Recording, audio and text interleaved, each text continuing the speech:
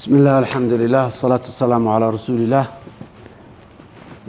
The Somali government is truly disappointed today with the Ethiopian government led by Prime Minister Abiy Ahmed, who is trying to justify its illegal actions of infringing upon Somalia's sovereignty, unity, and territorial integrity, despite our fierce objection and international condemnation. We've said many times that, and I will say it again, Somalia is not ready to consider legal something that is not legal.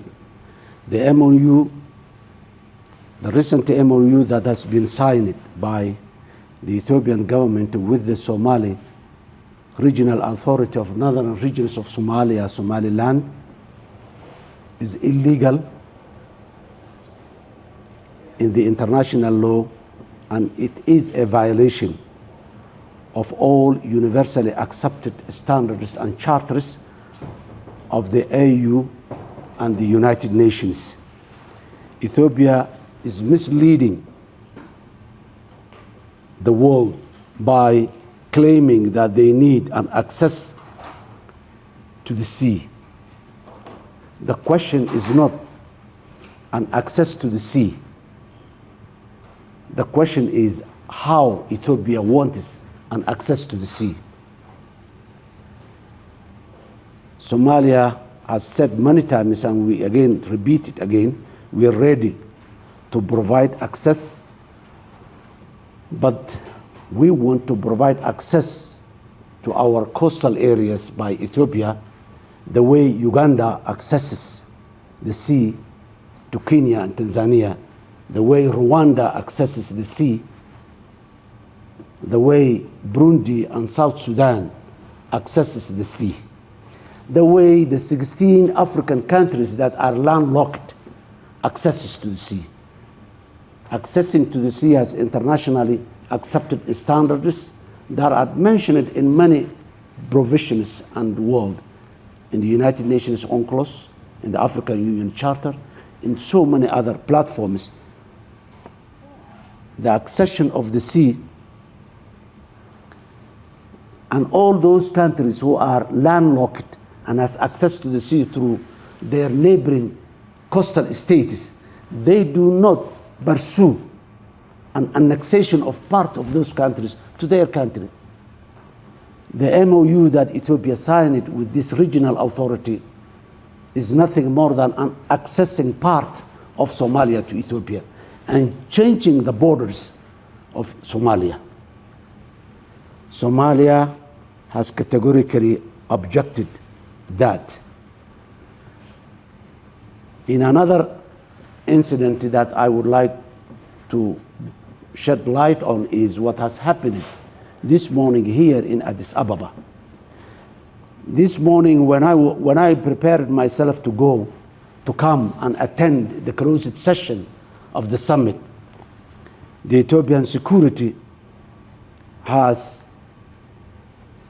blocked my way. They refused me to come out of the hotel and go on with my cars and entourage to come to the sea. It took me a long time to stay there, and at the end I come with another president's cars and entourage. And when we came to the African Union headquarters again, the two presidents of us, the president of the Republic of Djibouti and myself, again we were blocked to enter the African Union headquarters. Soldiers with a gun stood in front of us and denied an access to this facility. This is the behavior that we are seeing. And I heard that it was not me, other heads of states also were there, who have experienced similar behavior. The nice words of Prime Minister Abiy has no significance. His actions and the actions of the Ethiopia makes the significant. And the actions of Ethiopia as of today is to annex part of Somalia to Ethiopia and to disrespect the African Union Summit participants me. So the question is now, how Africa can be seen as an emerging power by being part of the G20 and many other forums, when some members of the African Union, of the African continent, are not respecting the very principles that the African Union has established in its founding. Somalia, as a founding member of the African Union, we do not deserve that treatment from the country that hosts the African Union.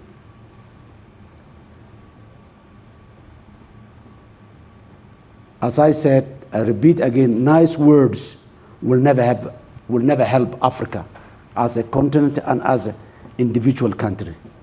And seeking an individual hegemony by one country in Africa will not help that country and in Africa, particularly using the nice face of the African continent. Would like to loudly say to our African Union brothers, the behavior of Ethiopia is not an acceptable one, that it's compatible with the 21st century. I thank you.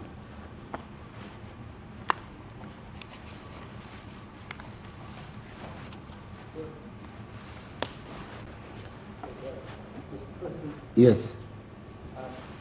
How do you explain that Ethiopia chose to sign that memorandum of understanding with Somalia and not with the Republic of Somalia? Did they approach you before that and ask you to have a deal with them? No. A couple of months ago, we heard from the media that the Prime Minister of Ethiopia, Abiy Ahmed, saying that we will have an access to the sea by peaceful means or by forceful means. And I personally asked him, what do you mean, Mr. Prime Minister, by forceful means? He never gave me an adequate answer.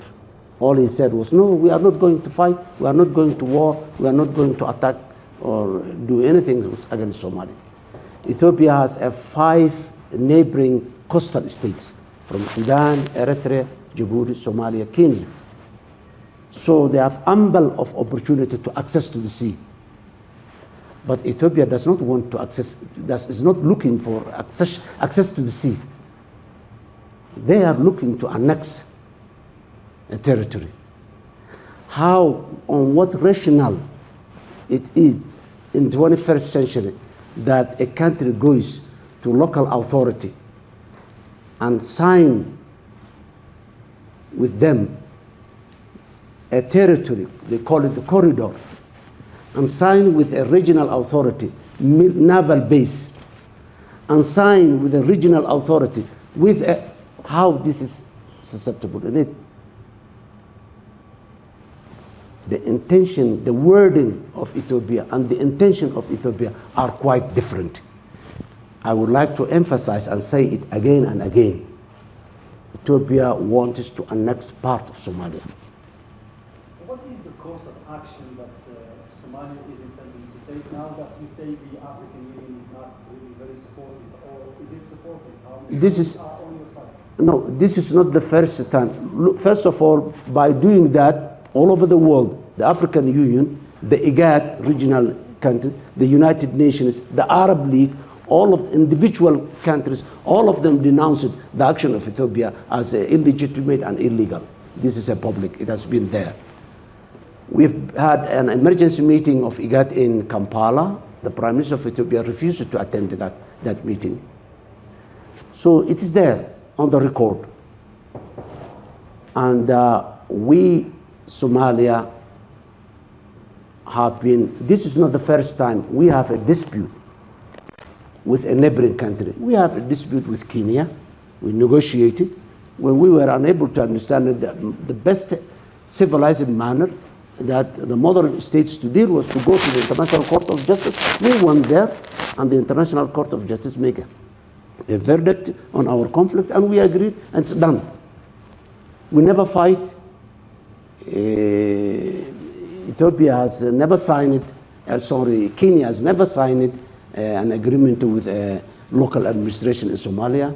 Never tried to infringe the sovereignty and the territorial integrity of Somalia. They claim that this is our territory and this is our territory. It's a borderline. This is not borderline.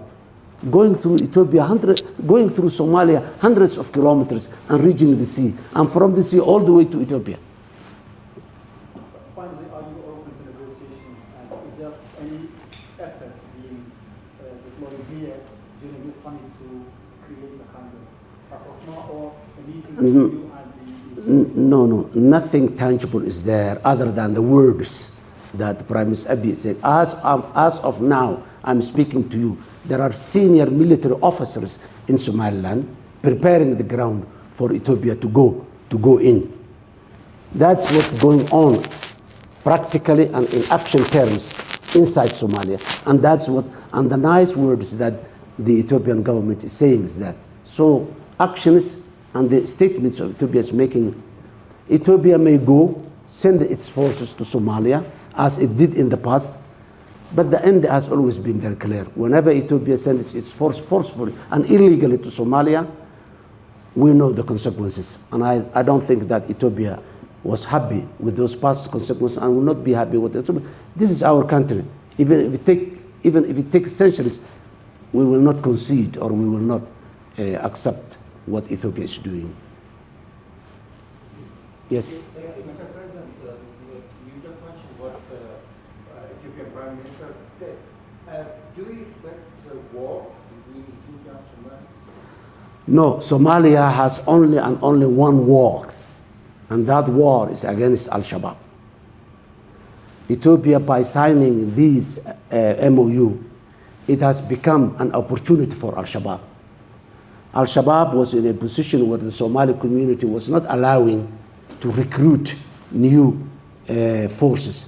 Now, with this, Al-Shabaab has got a platform and a claim that they are going to defend Somalia.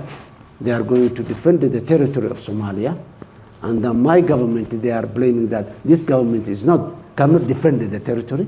It has been provided. And since the last, since 1st January, when the MOU was signed, we're receiving a very reliable information and reports that Al-Shabaab has recruited 6,000 to 8,000 new recruits in that 1 month. So this is just taking the focus away from the regional, continental, and the global challenge of terrorism that we are fighting as a Somalia. The African Union is fighting for that. And the African Union was doing that fight with Somalia for the last 16 years. Yes, Ethiopia was part of the African Union, but that does not give them legitimacy to take part of Somalia. So Somalia has only one war to fight, and that war is with Al-Shabaab. No other war we have or we are intending to have, unless, unfortunately, we are compelled to do so.